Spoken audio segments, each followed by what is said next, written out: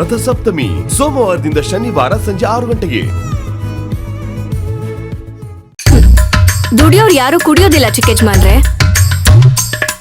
ಆದ್ರೆ ನೀವ್ ಮಾತ್ರ ಹಾಗಲ್ಲ. ಯಾವತ್ತೋ ನಡೆದಿರೋದನ್ನ ನೆನೆಸ್ಕೊಂಡು ಕುಡಿತೀರಾ. ಕುಡ್ದು ಕುಡ್ದು ಕುಡ್ದು ನಿಮ್ ತಾಯಿ ಮೇಲಿರೋ ದ್ವೇಷನ ಹೆಚ್ಚಿಸ್ಕೋತೀರಾ.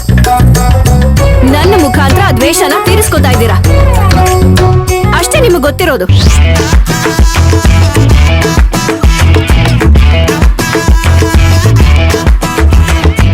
ಏನ್ರಿ ನೀವು ಪಿಟೀಲಿಲ್ದೇನೆ ಈ ರೇಂಜ್ ಕೊಯ್ತಿದ್ದೀರಾ?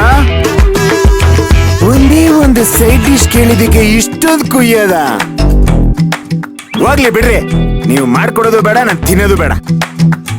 ಆನ್ಲೈನ್ ಅಲ್ಲಿ ಆರ್ಡರ್ ಮಾಡ್ಕೊಂಡು ತಿನ್ಕೊಂತೀನಿ. ಇರಿ ಚಿಕ್ಕ ಯಜಮಾನ್ರೆ, ನನ್ ಮಾತಿನ್ನು ಮುಗ್ದಿಲ್ಲ. ಇನ್ನು ಮುಗಿದಿಲ್ವಾ? ಶುರು ಹಚ್ಕೊಳ್ಳಿ. ಅಲ್ಲ, ದೊಡ್ಡ ಯಜಮಾನ್ರು ಹೇಳಿದ್ರು ಅಂತ ನನ್ ಕುತ್ತಿಗೆಗೆ ಮರುಮಂಗಲ್ಯ ಧಾರಣೆನ ಏನಕ್ ಮಾಡಿದ್ರಿ? ಆಗಲ್ಲ ಅಂತ ಹೇಳ್ಬೇಕಾಗಿತ್ತು.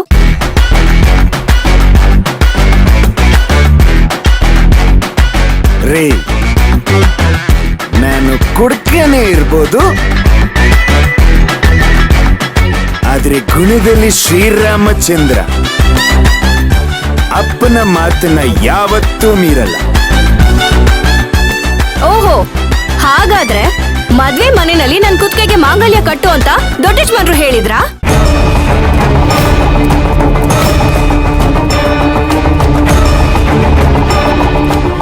ರೇ ಚೇಚಿ, ನಮ್ಮಪ್ಪ ಅಂತ ಕೆಲ್ಸ ಎಲ್ಲ ಮಾಡಲ್ಲ. ಅದೆಲ್ಲ ಆ ಕ್ಷಣಕ್ಕೆ ನಾನ್ ಮಾಡ್ದಂತ ನಿರ್ಧಾರ.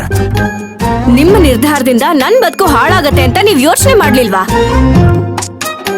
ಯೋಚನೆ ಮಾಡೋ ಅಷ್ಟು ಟೈಮ್ ಇರ್ಲಿಲ್ಲ ರೀ.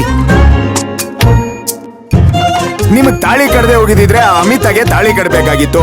ಅದನ್ನ ಮಾಡೋದಕ್ಕೆ ನನಗೆ ಇಷ್ಟ ಇರ್ಲಿಲ್ಲ, ಅದಕ್ಕೆ ಅದ್ರ ಬದಲು ನಿಮಗ್ ತಾಳಿ ಕಡ್ದೆ. ಓಕೆನಾ? ಅಲ್ಲ, ನಿಮ್ಗೆ ಮದ್ವೆ ಆಗೋದಕ್ಕೆ ಇಷ್ಟ ಇಲ್ಲ ಅಂದಿದ್ರೆ ಇಷ್ಟ ಇಲ್ಲ ಅಂತ ಹೇಳ್ಬೇಕಾಗಿತ್ತು. ಅದನ್ನ ಬಿಟ್ಟು ಈ ಕಡೆ ನನ್ ಕುತ್ತಿಗೆಗೆ ತಾಳಿನ ಕಟ್ಟಿ ನನ್ ಜೀವನನ ಹಾಳು ಮಾಡಿದ್ರಿ. ಆ ಕಡೆ ಅವ್ರ ಕುತ್ತಿಗೆಗೆ ತಾಳಿ ಕಟ್ಟಿ ಅವ್ರ ಜೀವನನ ಹಾಳು ಮಾಡಿದ್ರಿ. ರೀ, ಈ ಎಣ್ಣೆ ಮೇಲೆ ಆಣೆ ರೀ, ನಾನ್ ಯಾರ್ ಬಾಳು ಹಾಳು ಮಾಡಿಲ್ಲ, ಹಾಳು ಮಾಡೋದು ಇಲ್ಲ.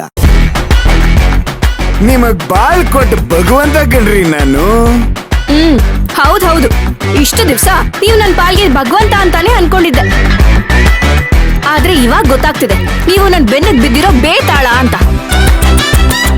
ತಾಳಿ ಕಟ್ಟಿರೋ ಗಂಡನ್ಗೆ ಬೇತಾಳ ಅಂತ ಯಾರಾದ್ರೂ ಕರೀತಾರೇನ್ರಿ? ಶಾಂತಮ್ಮ ಪಾಪಮ್ಮ, ಶಾಂತಕ್ಕ ಪಾಪಕ್ಕ.